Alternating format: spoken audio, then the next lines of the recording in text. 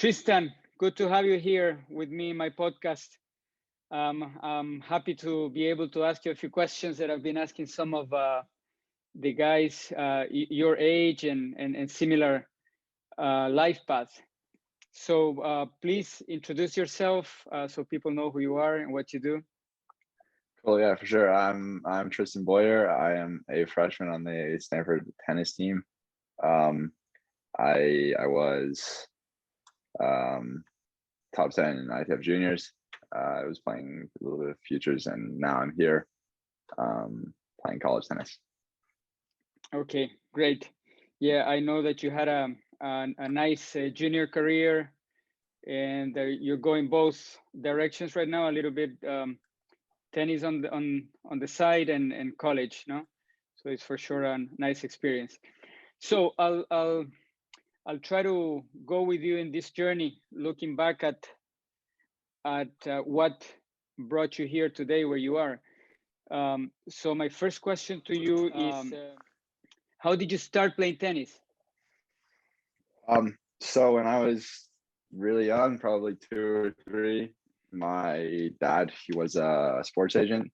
He gave me a bunch of sports equipment to play with, and I really liked the tennis racket, and so I started to play with that. He gave me a balloon to hit around the house with the tennis racket, and and yeah, that's how I started to play. I played other sports also when I was younger. Obviously, I played soccer for a little bit. I played basketball, football in high school, in middle school. But yeah, I started playing tennis from when I was 3 because my parents gave me a little racket. Wow, nice. And how long did you do the other sports as well? Or better said, when did you decide you were going to play more tennis than other sports? Yeah, What it happened was there? pretty much after middle school. So I played the other sports on my middle school teams, and I played soccer outside of school for until I was, I think, 11. So pretty old, I guess, relatively old, 11 or 12. I was playing soccer in my club team, and and then yeah, until I was 13, I played other sports in middle school. I even played volleyball also on the team. But yeah, that was when went at the end of middle school, when I was deciding whether I was going to continue with high school or go to school online. That was when I decided that I wanted to try to play good tennis and take it more seriously. Okay. And what was your parents' role in this time in tennis for you once you started to play more seriously? Well, Yeah, yeah, go ahead. Go ahead. my parents have always been really supportive, and they want whatever's best for me. So when I told them that I want to be a good tennis player, they really put all their energy into supporting me. I mean, not all their energy, much as they do whatever they can to support me in that goal. So they try to give me the best coaches that they can afford, and provide me with opportunities to play tournaments and everything like that. Um, and so that's always been their goal. Whatever I whatever my dreams are, they are always supportive of those, even if it's not tennis. And so when I said I wanted to play tennis, they immediately helped me to make the decisions and gave me the resources to start doing that. And they've been very supportive my whole career. So you know that, I mean, you've been around for a while already, that there are different models. You know, there are parents that are really hands-on and they go on court, kind of coach as well and feed balls and do all that. Where was one of your parents more that kind, or they delegate the coaching always to somebody else? Um, I think they try to delegate as much as possible. My dad is a little more intense than my mom, and he always was interested in my tennis, obviously. But I think he knew really well like where his place was. He doesn't know anything about tennis, or not that much about tennis. He worked in tennis, but he didn't coach or anything or play. So he doesn't know anything about developing a player, and so he was good about stepping away and trusting the coaches that he got from me. So the coach that I was working with. So it was a good job from him. And so I wouldn't say he was like my parents were hands off, because they're involved in the decision making process and stuff like that. But they knew pretty well like where they should trust other people. I think that was good. Okay, got it. And do you remember, for example, your beginnings in tennis? Let's say, I mean, not when you were 3 or 4, but when you started to play a little bit more often, and a certain coach that made an impact on you. What was like the kind of coaching you received? Was it very technical, or was it more like playing the game, or any philosophy like fight a lot or be respectful of your opponents? Is there anything you remember from those days that I that mean, marked you? in the beginning when I was young, I think there was a lot of emphasis on technique. I think that's a little bit of an American thing, that they focus a lot on technique. But when I left school and started to go to online school, I started working with a coach he's from Zimbabwe, but he learned how to coach in Spain. And so I started to focus more on the movement and playing the game with your feet. And so I think that's when I was really successful. I was doing that really well. And I was really good with my movement, even though I'm pretty tall, not super tall, but like relatively tall. And I was always one of the best movers in the juniors. And so that was the philosophy when I left school. But before that, I had a pretty solid technical foundation. I think that's from the coaches, the US coaches style. Okay, so it was a little bit of a mix at the beginning, more technical, and then more game oriented, footwork and understanding the game. Got it. Exactly. And did you have any idol, any role model that you say, oh, I would like to play like this guy, or was nothing there that? I mean, player wise, my favorite was Djokovic. So I guess that guy, and then probably my coach, I guess, would have been like the closest thing I had to like a role model. I guess I looked up to him a lot, and he helped me a lot with like my work ethic and stuff like that. Made me the worker, the player I am today, I guess. Okay, and in these years of training and competition, and I know you've traveled a lot, and I mean you've experienced good coaches as well. Have you had any like insight, like a learning that you say, okay, wow, this is very important for me in my tennis or in my life? Have you had any experience like that you can say that you remember? I have a couple in my years in tennis that I could pick. I mean, that's a really tough one. I think when I got to college, I realized a little bit that like you need to focus a little bit on the things that are outside of tennis. And you can't just be like only a tennis player, because it can be, I don't know, it can be difficult. That was one of the recent ones that I had. Can you explain a little bit more of that one? So I mean, yeah, when I got here, I was struggling a little bit with how do I phrase this? I don't know. I was struggling a little bit in matches because I had some self-doubt that I wasn't a good enough player, because I didn't tennis was a large percentage of my life before, still is, compared to other people. But like when you think that there are other things in life that you can do besides play tennis, it takes a little bit of pressure off when you're on the court. And I think that's helped me in the last couple months and trying to like figure that out. I learned that being around other people, and in college you're exposed to other parts of life that you wouldn't be exposed to normally. Mm-hmm. And so that helped me to realize, and it takes pressure off when you're playing. So yeah, I guess that's one of the Yeah, things. like understanding that life is more than only tennis. Yeah.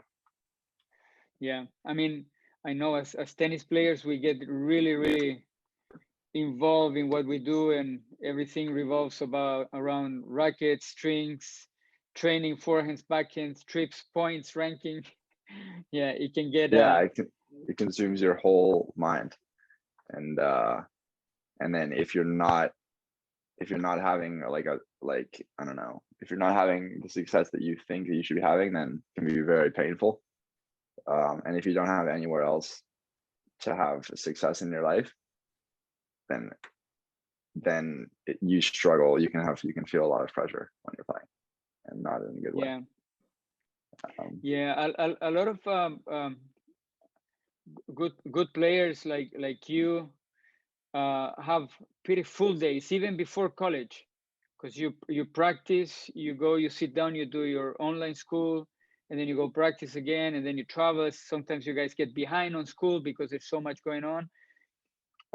But in those days, did you have like anything to balance that, to not I be only mean, tennis in school, yeah, hobbies? it was I had a little bit especially when I was home. I have my friends at home that I knew cool. And I don't know, some things I like to do. I'd spend time with my family, or I don't know, I played a lot of video games, stuff like that. But when I was traveling, I wasn't really a guy who like was hanging out with friends on other players. I was really focused when I was at tournaments. And so traveling was tougher. I'd spend a lot of time doing homework. And so yeah, that was tough. Yeah, yeah, I can see that. When I was Yeah. younger, it was a little bit different, because I think in a way we were less professional than you guys are. I mean, we had less things to take care of. I only need to compare the way you guys warm up before practice and what we did. So already there you have 30 minutes more, maybe a day or per practice, that you use more than we did.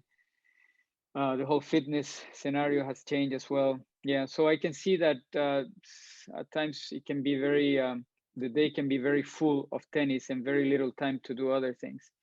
Yeah, so now you're experiencing these other parts of life in college, no? Yeah. People. Yeah, exactly. And it's a lot easier to do that here because it's so like close to you. You don't have to work as hard to find those like experiences, I guess. And so you can play, and then you have other things besides tennis right there. Yeah, understand. This question is also pretty tough. I ask it always, and not always I get an answer, but I'll do it anyway. Which one is your biggest challenge right now at this very moment? What is consuming a little bit of your mental energy, mental emotional energy? Um, that's tough. I mean, probably what we just talked about. I think being able to be successful in like a really different environment than I was playing before, with a lot of different factors that's going on, and some things that mentally that are making me struggle with confidence a little bit, like not playing, the way that I want to be playing just because it's a different environment, but then that hurts, my confidence, and then it starts to spiral a little bit. So I would say that probably is the biggest challenge right now. I'm starting to play better, but it was tough the first couple months here. Let me try to understand that. So what I understand is the difference between before you were in college, that you had more time to practice or a different schedule to practice, and then you have to combine your time of tennis with time for academics. Is that Yeah, uh, that's one of the biggest things for sure. That, and then also playing on court in college matches is very different because it's really, really loud and a lot of distractions. And there's oh, also no ad. And so I got to college and lost to a player who was really not good relative to my level. Um, who, well, I shouldn't say that. He played pretty well on that day, and I didn't play well. And I mean, basically, the lesson is that you can lose to anybody in college, and it was really a surprise to see that. And so figuring that out a little bit, that hurt my confidence a lot. And then I was played some other matches that weren't very good either, and so I started to feel that I wasn't performing the way that I should be performing, like I was like or playing like I was playing like before college. And so then since those start to hurt your level, then you lose confidence, and then it hurts your level a little bit more, and then you lose more confidence, and it yeah, hurts you can you more and more and more. explain can you explain to people, please, Tristan, that people that haven't seen college tennis, how the scoring goes? Why Yeah, why is it different? so you play no auto. So when you get to deuce, you just play 1 point inside the game. And so the matches are normally closer because instead of having to win, if you're down, let's say 30-40, you only need 2 points in a row to win the game instead of three. So it's people can come back from tough situations and lose a lot of games really quickly. Like relative to a normal match where you have to win the game by 2 points. So it's a very, very different environment. And then on top of that, you have like guys who are saying like, come on, and getting super pumped up after every single point, no matter what happened. Guys in the stands, they yell after every point. And it's completely different from a normal environment where tennis is normally really pretty quiet and contained, and you don't have to deal with that. And it's a very, very different experience when you play a match. Yeah, for sure. Huh? Yeah, I never played college tennis, but I've seen it on TV, and it's different. It's like a football match, people screaming on Yes, outside, so it can get really really exactly. different. It's football match. Yeah, Yeah, very different. yeah, for sure, tough to adapt, kind of new. And another question is, have you learned any life lessons in tennis that you say I can use that in other aspects of my life?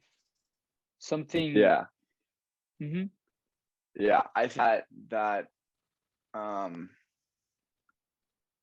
the general approach that you take to being a good tennis player is something that is applicable to the rest of life. So like just like realizing how like what it takes to be good at something, that's applicable to the rest of my life. So like let's say that like if I don't end up playing tennis, I know like how much work it's going to take to be a good whatever job I end up doing.